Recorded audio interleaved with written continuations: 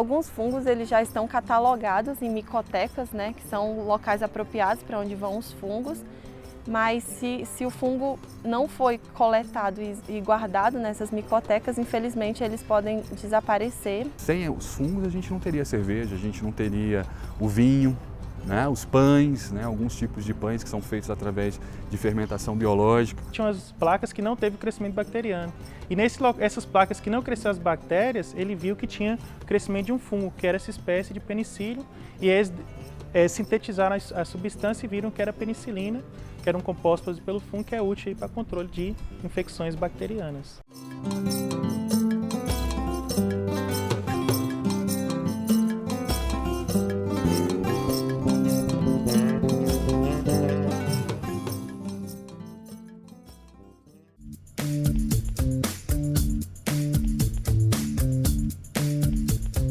Na maioria das vezes, quando pensamos em fungos, imaginamos uma comida estragada imprópria para o consumo.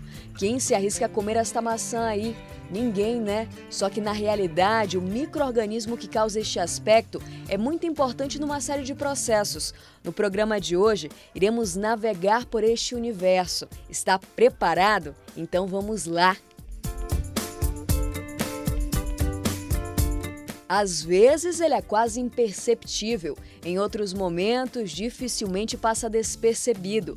Na natureza, o fungo desempenha um papel essencial, é fundamental para a manutenção do equilíbrio natural dos ecossistemas. Uma das funções, inclusive, é ajudar a decompor o que morreu para o que tem vida poder crescer firme e forte.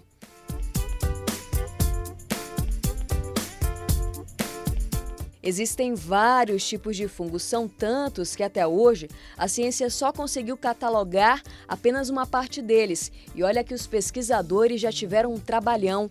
Mais de 120 mil foram estudados por cientistas do mundo todo.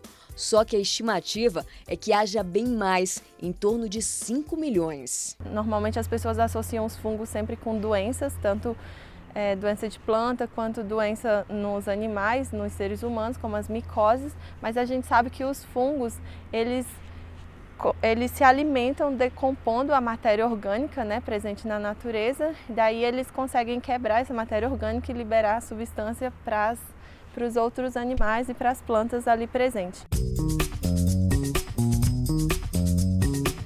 Dá para encontrar espécies em praticamente todos os lugares, nas plantas, roupas, sapatos, paredes e até no ar, voando aí sem você perceber. Eles possuem facilidade de crescer, mas precisam de umidade e uma temperatura propícia para se desenvolver. Neste laboratório da Universidade Federal de Brasília, os biólogos têm uma, digamos assim, biblioteca de fungos. Tanta variedade que não dá para mostrar tudo numa visita só.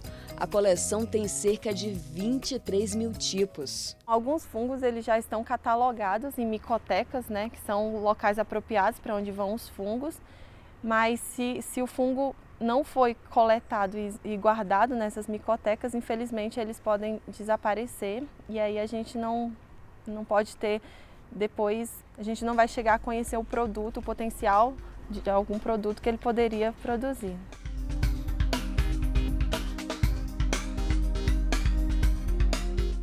A civilização testou, experimentou e conseguiu dominar alguns processos que envolvem os fungos. A indústria alimentícia é uma das que mais utiliza esse conhecimento para desenvolver novos sabores. Tudo para agradar o nosso paladar. E você sabe aquela cerveja que o brasileiro adora no fim de semana? Eu vou te contar um segredo. Ela só existe por causa dos fungos. O processo de fermentação que a gente está acostumado a ouvir nada mais é do que este agente trabalhando. Ele age de pouquinho em pouquinho e depois de horas, dias e até meses percebemos a transformação. Para sabermos como funcionam os detalhes deste universo, pedimos a ajuda de um instrutor cervejeiro. O Andreas é alemão e entende muito do assunto. Ele explicou que cada espécie de fungo é utilizada para fazer uma cerveja diferente. Aqui, por exemplo, já está bem limpinho. É um fermento bem típico inglês que sedimenta na panela. Então a gente encontraria ele lá no fundo e bem denso, quase no gel. é um fermento muito bom para você conseguir uma cerveja bem limpinha. E quem já ouviu falar de baixa fermentação e alta fermentação, cervejas de baixa fermentação sempre ficam escondidas lá no fundo. São a baixas temperaturas, então esse fungo ele se comporta diferente. Ele fica lá embaixo sempre. Ele não vai ficar visível igual esse aqui que fica lá no alto, né? O fungo que está nos fermentos é conhecido como levedura e um saquinho de 11 gramas como este rende bastante. Dá para fazer 20 litros de cerveja. Demora no mínimo 5 dias para terminar todo o processo feito por esses micro-organismos. O queijo, a cerveja, então hoje em dia já tem separados, né, os fungos que fazem a melhor fermentação desses alimentos e após ser processado esses alimentos, o trigo, a uva ou o queijo é adicionado porções desses fungos que fermentam, que vão, né, agir sobre as moléculas de açúcares desses alimentos, vão quebrar produzindo o álcool, né? Tem variedades da bebida que fica até 14 dias fermentando, ao gosto do cliente. Quanto mais frio, aí aumenta o tempo, porque fica tudo mais lento. Quanto mais alcoólica a cerveja vai ficar, mais tempo precisa para transformar esse açúcar todo. Mas geralmente alta fermentação a 20 graus acontece dentro de uma semana. E baixa fermentação, umas 2 semanas. Dá para perceber como o processo é artesanal. Dá para fazer em casa se quiser. O gás que a gente encontra na garrafa de cerveja também não precisa comprar. Você adiciona um pouco de açúcar antes de engarrafar e voilá. E o fermento que sobrou pode ser reutilizado. Se você tiver um ambiente limpo, né, você pode reutilizar isso durante várias vezes, né, num prazo que a gente sugere no máximo de 3 meses. Em grandes cervejarias o pessoal utiliza muito mais tempo, mas eles têm um ambiente totalmente controlado, que é diferente das casas, normalmente, onde o pessoal faz, né. Então a gente pega aqui, né, na lateral, nesse tipo de cerveja, né. Aquele do fundo descarta. Desse tipo de cerveja aqui não é usado. Aproximadamente 600 tipos de fungo podem ser utilizados para fins nutricionais. Outras bebidas alcoólicas são produzidas também através da fermentação e passam por processos parecidos. O vinho e o champanhe são alguns exemplos. Dentro do processo de produção desses alimentos, os fungos são eliminados. Eles fazem a parte, né, deles, que é a fermentação, e depois são eliminados. Mas grande parte, por exemplo, a cerveja é uma delas, né? Sem os fungos a gente não teria cerveja, a gente não teria o vinho, né? Os pães, né? Alguns tipos de pães que são feitos através de fermentação biológica, a gente não teria. Então, fungo são extremamente interessantes para a alimentação. Agora, lembrando as leveduras, né? Os bolores, que é também um tipo de fungo, esses não podem ser consumidos, esses são tóxicos, produzem substâncias chamadas de micotoxinas e são tóxicos para a nossa alimentação. Então, as leveduras e o caso dos cogumelos é que são realmente comestíveis. Este especialista em fungos conta que a descoberta da técnica foi bem por acaso. Eles armazenando, né, frutas e viram que tinha um processo de fermentação ali que produziam a substância que, no caso, é o álcool. E aí, essas substâncias, né, é produzida a partir da quebra dos açúcares, né, contidos no trigo, nas frutas, e a quebra desses açúcares pelos fungos resulta no álcool. E aí, a partir da fermentação desses alimentos, o homem passou a se utilizar de bebidas alcoólicas para o seu consumo, né? Já ouviu falar em kefir? Uma colônia bem grande de fungos e bactérias, boa para a saúde e que é ótima para se fazer iogurte. No embalo do que ingerimos à base de fungos tem um pãozinho nosso de cada dia. Deu água na boca? Espere só um pouquinho, mate à vontade depois do intervalo. Aguarde aí!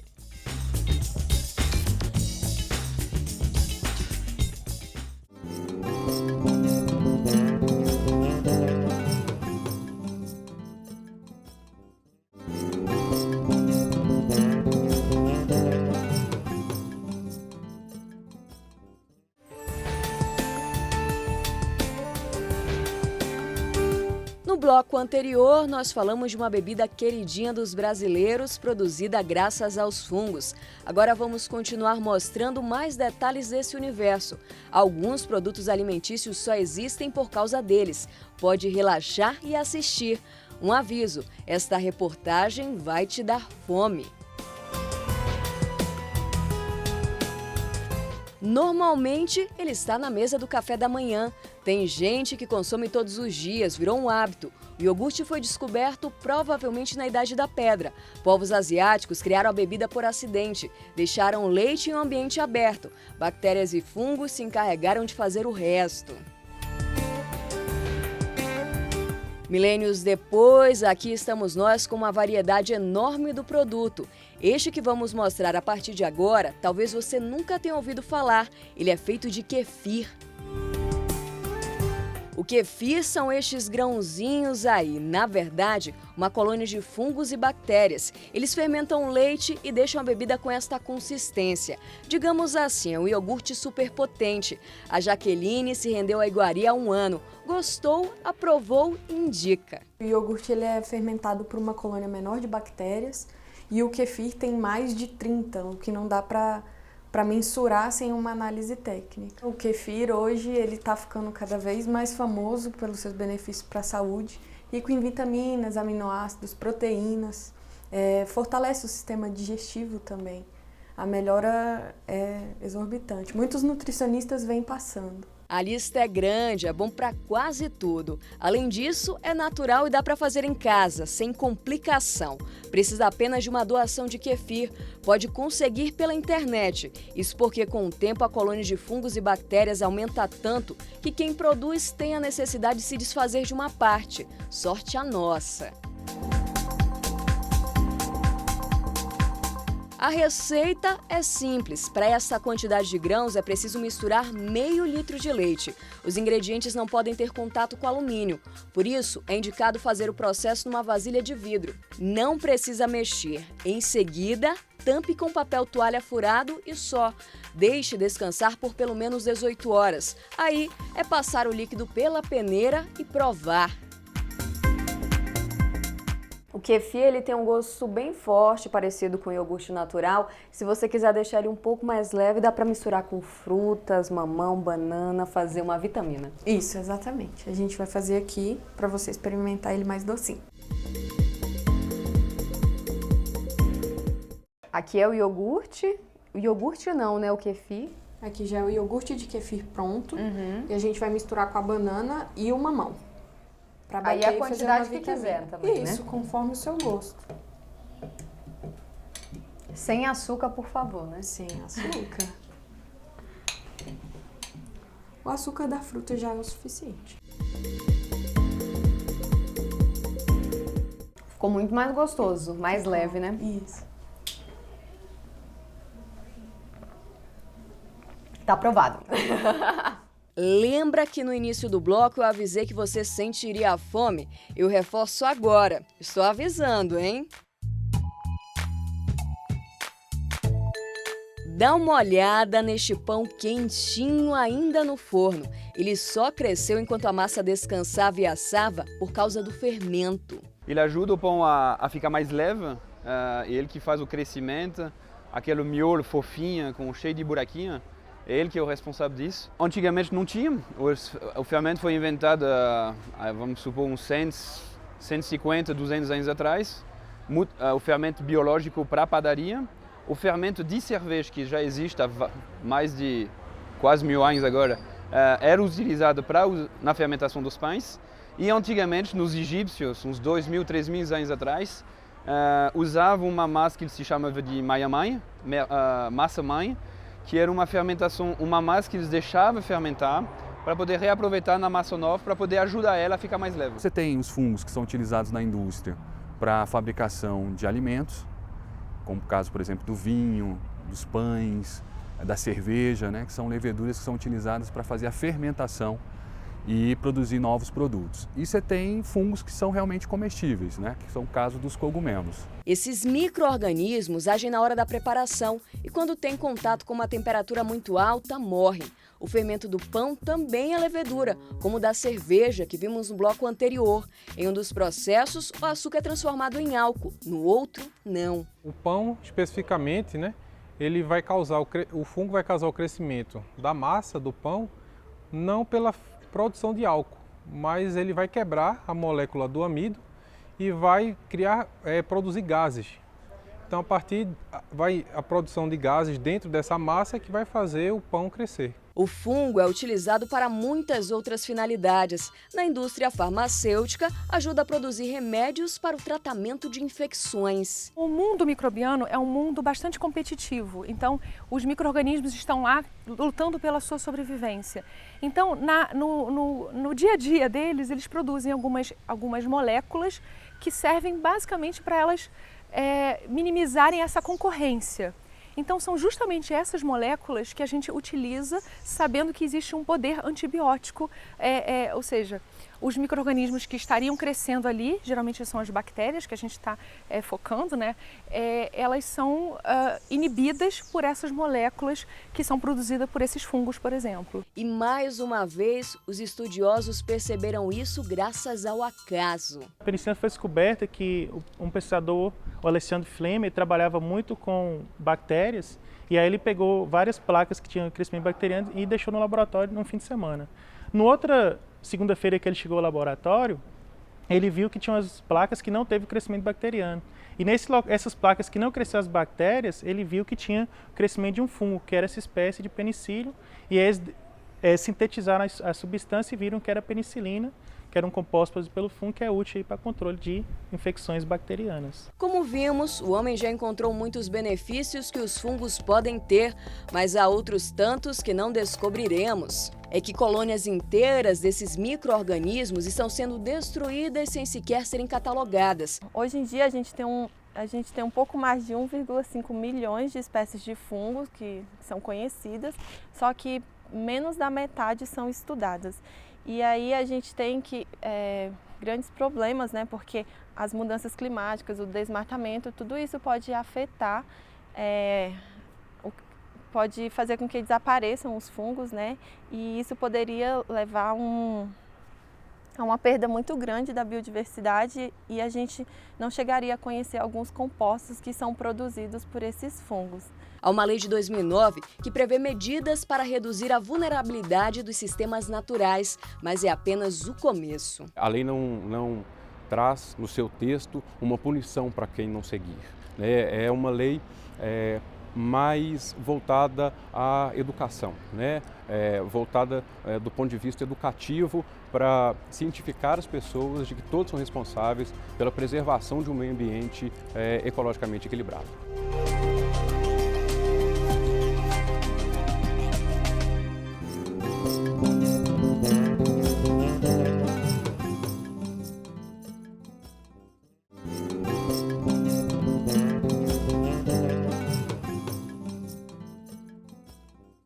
Estamos de volta com o Meio Ambiente por Inteiro. O assunto desta semana é fungo. E é por isso que nós estamos neste galpão, onde há um cultivo do cogumelo shimeji. Em cada um desses saquinhos há um substrato esterilizado de trigo e de arroz. Aqui dentro foram colocadas sementes e nessas sementes há o fungo do cogumelo shimeji. Daqui a aproximadamente um mês, todos estes saquinhos vão estar parecidos com este aqui. Olha só, um buquê de shimeji, outro já começando aqui atrás. Este shimeji é um cogumelo bastante procurado. Principalmente por quem quer ter uma boa opção de proteína. Nem precisa lavar, só dar uma limpada tal, de leve, no máximo uma passada de água bem rapidinho, água corrente, pronto. Mas muitos nem recomendam isso, é só tirar alguma coisa que tiver, porque às vezes tem um pouquinho de serragem que acompanha e tal. Para você ter uma ideia, cada 100 gramas de cogumelo pronto para o consumo, refogado, por exemplo, tem a mesma quantidade de proteína de 100 gramas de carne vermelha. Tem também alguns sais minerais e algumas vitaminas que estão presentes nos cogumelos, né? No caso, por exemplo, você tem o selênio, que é um excelente antioxidante, que tem alta concentração em alguns cogumelos. Você tem ferro, né? Uma fonte muito interessante de ferro. Você tem vitaminas do complexo B. Então, os cogumelos, algumas classes que são aquelas comestíveis, são suplementos alimentares extremamente interessantes, riquíssimos em fibras alimentares solúveis e insolúveis, ricos em alguns sais minerais, como é o caso do zinco, que é o antioxidante, como eu falei, algumas vitaminas e algumas substâncias, que são chamadas de substâncias bioativas presentes nos cogumelos, são responsáveis por equilíbrio da nossa parte imunológica. Então, grande parte dos cogumelos que são utilizados na alimentação são utilizados nessa função, para aumentar a nossa carga imunológica, para equilibrar o sistema imunológico. Então, grande parte da alimentação, quando se refere a cogumelos, está relacionada a isso. Apesar dele ser um complemento alimentar com vitaminas e sais minerais, como eu falei. E há muitas maneiras de se preparar o fungo. O mais simples é refogar, por exemplo, na manteiga, que é simples e tem um sabor acentuado do cogumelo. Então, quanto mais simples, com menos, às vezes é só com azeite, refogar no azeite, um pouquinho de sal e já, pelo menos, tem o maior o sabor do cogumelo, você sabe. Mas assim, no geral combina com vários tipos de alimentos, carnes, peixes, legumes em geral. Quem deu as receitas foi o seu Minoru. Ele é filho de japoneses. Aprendeu a lidar com os cogumelos com os pais. Cultiva os fungos há 10 anos. Tempo suficiente para aprender que o prejuízo está sempre girando em torno da produção. Olhe como está o substrato dentro desses saquinhos. A coloração esverdeada revela contaminação de um outro tipo de fungo, não comestível. Por isso, cada detalhe é importante. De hora em hora, os nebulizadores são ligados. Chuva artificial para umidificar o ar tão seco do cerrado. É neste ambiente bem úmido que cresce um bom cogumelo, de qualquer variedade. Poucas classes de cogumelos são comestíveis. A grande maioria são tóxicas ou de alguma forma podem trazer algum tipo de substâncias alucinógenas, que vão de alguma forma alterar os sentidos. Então, muito cuidado em relação a isso. No mais, comprando um cogumelo adequado para um uso adequado, ele é extremamente interessante, é um suplemento bastante recomendado. Aqui está o shiitake. O tempo de crescimento desse tipo de fungo é maior que o do shimeji, 4 meses. Consumidor até de várias classes sociais estão consumindo também. Então, quer dizer, tem muitos que não conheciam e estão consumindo agora, né? Tem aumentado cada vez mais, no geral, o consumo de cogumelos. O preço varia de acordo com o clima.